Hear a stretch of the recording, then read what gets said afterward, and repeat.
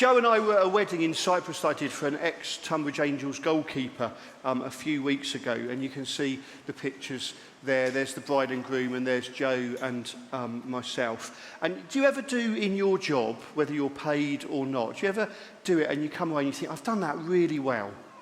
You know, I've really delivered that. And I know it's not very English of us to think that we do things well, but I did this wedding, and at the end of it, with 76 people there, I thought, I've done that really well. I'm so pleased. I was on a real high, and then we had the speeches and the food afterwards, and as we were queuing up to go and get our lovely Greek food with all those salads, an elderly lady behind me and Joe said to me, oh, it's so nice that you've come to this wedding with your daughter.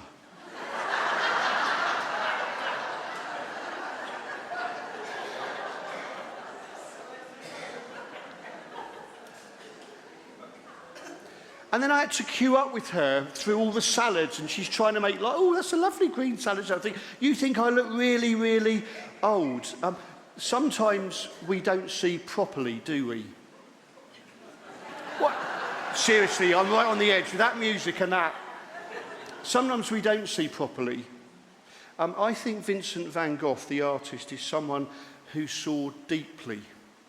If you look at his works in his painting and his letter writing, I believe he saw deeply. In just over a decade, Vincent produced more than 2,100 pieces of art, including 860 oil paintings and more than 1,300 watercolours, drawings, sketches and prints. On these 4 pictures you see on the screen here, which is your favourite? Just get into groups of 3 or 4 and decide between you which is your favourite Vincent painting out of all of these. Okay, anyone want to share which is their favourite? You don't have to have a long answer, you can just say, put your hand up and I'll come to you with a microphone. Oh, we've all gone quiet now, isn't it? This is like a youth group when you say who wants to pray and everyone just looks down and, yeah, okay, let's go here. Yeah, which is your favourite one? The one that was in the bottom right-hand corner with the reflection of the Rhone River. Yeah, yep. Absolutely. Okay, Starry Night, yes. Yeah, Joe and I stood there. It's incredible when you see it in real life, and they've got a painting of it there. Yes, yes. One with a table, because it's telling me everybody's welcome, come and eat together. The table, that's right. If you actually look at that one, there are 12 figures and one figure standing serving who's dressed in white. This is Van Gogh's Last Supper. So you've got Jesus serving. If you see just on the left there, there's one dark figure who's halfway out the door, which is Judas. Oh, yeah. Joe and I sat there and had a drink and had our photos taken. Then I read an article a year later that said that isn't actually the cafe that he painted. Someone had set it up for money laundering and it had been shut down by the French government. Kind of burst my bubble of romanticism. Anyone else? What's the one you like? Is there a hand up over here I saw? Oh, yes. The self-portrait. The self-portrait, yeah. I would argue that Vincent van Gogh is one of very few people that we know from the 19th century from their picture. There are very few. You think back, how many people, when we look at a picture of them, do think, oh yeah, I know that person, but there are dozens of portraits of him. One of his big themes is yellow. Yellow for Vincent van Gogh is God, is love, is Jesus, and you'll see that in his pictures. Vincent's favourite verse in the Bible, which he preached from in this country, is 2 Corinthians 6 verse 10 that says this: sorrowful yet always rejoicing, poor yet making many rich, having nothing and yet possessing everything. Gordon MacDonald is an American minister who turned 80 a few years ago, like Malcolm, and when he was 80 he was interviewed in a podcast, and the interviewer was chatting with him, and Gordon MacDonald said, I looked around at the older men in my church and I realised that I wouldn't want to take many of them to a baseball game if I had a free ticket because they were so grumpy. And he said, it saddened me. Why is it as we grow old in his church, why do we not grow old gracefully? I know that's different here in TBC. This is just his experience. But it is difficult, isn't it, to grow old gracefully with the challenges that we have, the changes that we face. I would argue that Vincent's dad didn't grow old gracefully.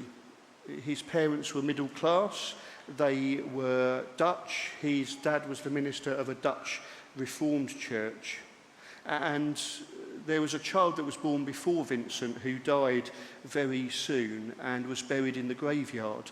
And a year later to the day, Vincent was born, and he would every Sunday on the way to church walk past the gravestone of his brother, who was also called Vincent. What would that do to a young child as you see what didn't happen every single Sunday? He did various jobs. He taught in Ramsgate.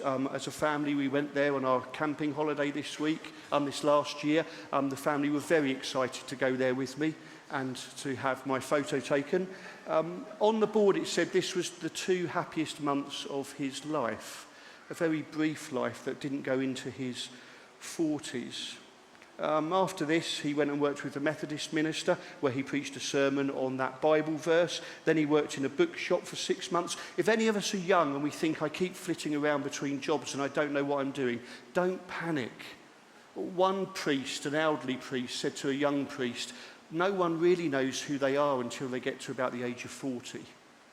And I don't know about you, but at the age of 53 and a half, I'm still discovering who I am. I was far more certain of things in my 20s than I am in my 50s. Vincent was frustrating to his parents and had conflicts with his dad all the time. He loved to read authors like Dickens and Zola, and his dad would say to him, just read the Bible, you don't need anything else. And Vincent would say to his dad, but Dad, these stories add colour and depth to the Bible. They bring it to life for us in our day and age. His dad got so frustrated with him that he thought about putting him in an asylum, and they had a massive argument one Christmas day, and after that Vincent left the house. I heard one minister say recently, most of us are trying to work out how we relate to God in light of our parental experiences. If we've had parents who have been encouraging, that can make it a whole lot easier. If our parents were the ones who, when we got our A-level results, always looked at the one that wasn't quite good enough, then we may think that God is like that with us as well. Vincent was very religious, always reading the Bible, translating it into English and Dutch and French and German, and he went to be a religious missionary in Belgium. He went to a mining village in Belgium, which was very poor, and while he was there, he saw that the families that were poorest were at the furthest areas away of the village. So he lived in the worst hovel with no bed. He gave away his clothes and his bed to one of the poorest families and would just sleep on the floor. The baker's wife said she could hear him sobbing in his prayers most nights. He went down into the mine shafts. He said, I can't preach on a Sunday if I don't know the work they're doing Monday through Saturday. And he came up covered in soot. And that's when the people of that village embraced him. You now look like us. When the religious leaders came to monitor him, they saw that he had no pulpit. He'd had it cut up for firewood for some of the poorer families. They saw how he dressed dishevelled, and they said, you are not in keeping with a man of the gospel. You are fired. It was during this period that he painted his first masterpiece, The Potato Eaters, some of the poor people living around him. I'm going to watch a trailer of a film in a minute called Eternity's Gate, and these few bits I'm sharing with you now are summed up in that video. He moved to Arles after his missionary work in the south of France, and you see a photo here of me standing where his yellow house is. On to the next one, please, at the back. That would be really helpful. And you can see here on the next slide that he's stood where his yellow house was, and the grass there is where the yellow house was. It was bombed out in the war, and as I was stood there thrilled to be in this place where he painted so many paintings, some American tourists walked past, and one of them said, that artist lived here, I think. And I thought, that artist?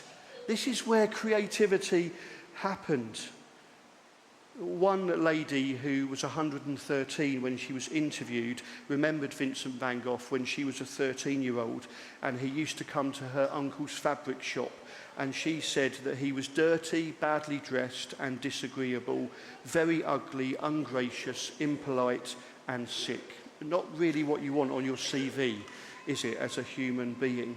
And in this period in Arles, Gogh came to live with him because Vincent wanted to start an artistic community. Neither of them were famous at this stage, but he desired for him to come. And they both sent each other portraits before they arrived, and you can see them here. This is how they wanted to be seen. You can see Van Gogh there on the left. He's kind of painted himself as a Japanese monk with a Buddhist-like peace. This is how he wanted Gogh to see him. And Gogh has painted himself as a kind of hero of the common people. He's got Les Miserables there, the book on the side, which was famous at that time, or as my granddad called it, Leslie Miserables. And he wanted to be seen as Jean Valjean, the hero of that book. How do we project ourselves to others? What portrait would you send to people, hoping that they would see you in that way, as a freedom fighter for the people, as a peace-filled monk? What is it that we put across? And if we continuously do that, boy, does it get tiring, doesn't it? If we always say, this is who I am, when inside, maybe we're very different. And their friendship only lasted a few weeks. And then Gogh left very suddenly. Van Gogh ended up in an asylum where he did many paintings that were of the asylum or out of his barred windows. And he had several relapses in his mental health challenges, thinking that he was being poisoned by others. And then in 1890, he moved up north near to Paris, and he stayed with Dr. Paul Gachet, who had many paintings from other famous painters.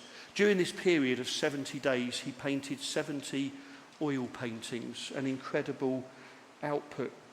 Let's watch a clip of Eternity's Gate now together. Arguably the most famous scene in art history is now a parking space.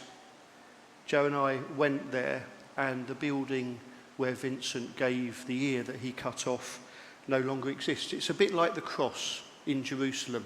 It's now just a small rubbish tip at the bottom of a car parking space. No sign, no pomp, no ceremony. Where the creator of the earth gave his life for us is just a rubbish bin. On the 23rd of December 1888, Vincent realised that Gogh was going to leave him. And so they had a massive argument, and then Vincent went back to their house and cut off his left ear with his razor, resulting in massive bleeding. He bandaged the wound and wrapped the ear in paper and delivered the package to a house of the night, if you understand my drift, before returning home and collapsing. He was found unconscious the next day by the police and taken to hospital. The local newspaper reported that he'd given the ear to a cleaning girl with an instruction to guard it carefully. He said, and there were two translations of what he said, "Take great care of this for me," or he said, "Do this in remembrance of me." Words that will be familiar to us from the Last Supper. Within a few days, Vincent was sectioned and never saw Gogh again. A few weeks later, he went back to the Yellow House, and it was covered in dry blood. No friend had gone in to tidy up his home for him. No flowers, sunflowers on the side to welcome him home. No freshly cooked food. No loving embrace. He went home alone. He spent months going between the institution and home, hallucinations, believing that he'd been poisoned, delusions. And eventually, at his own request, he was taken away. After that, the people of the village signed a petition to say that we should get rid of the mad, red-haired man, and so he was made to go up north, as I said earlier.